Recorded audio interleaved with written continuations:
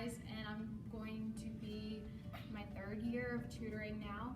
I just have some tips and suggestions for the online, phone, or video appointments. When you have an online submission where you have no contact with the student on the phone or video, make sure you're only reviewing the first 4 to 5 pages of the video or of the paper. You don't have to go over the entire paper if it exceeds 7 or 8 pages. That's just way too much for you. And most of the time you can see the problems in the paper within those first 4 or 5 pages. Make sure that you check the due date that the student has listed in the submission so that it's still within, that you're reviewing it still within the due date time frame. CC John Marino with every submission response you have, just so that he can see what's going on with the studio. And then make sure that the student is actually a Maryville student. I've had papers in the past where students have tried to submit a paper from UMSL, and we will not review those papers.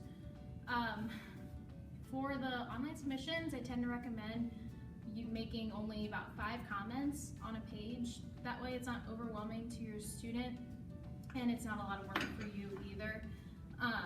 If there are any big concerns, I tend to put them in the response itself, in the email response to the student.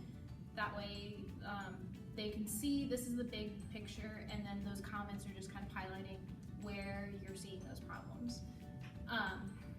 The signature that we have at the end of every online submission is saved on our email address as our signature, so you don't have to go through and type it out every single time.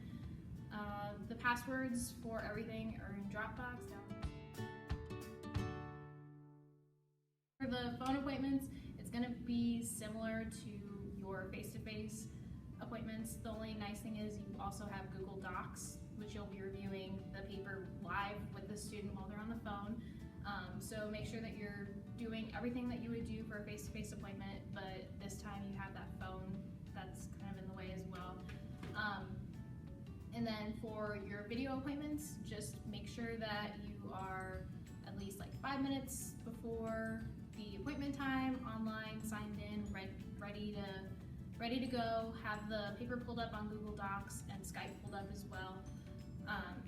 Same thing with your face-to-face appointments. It's not too scary, so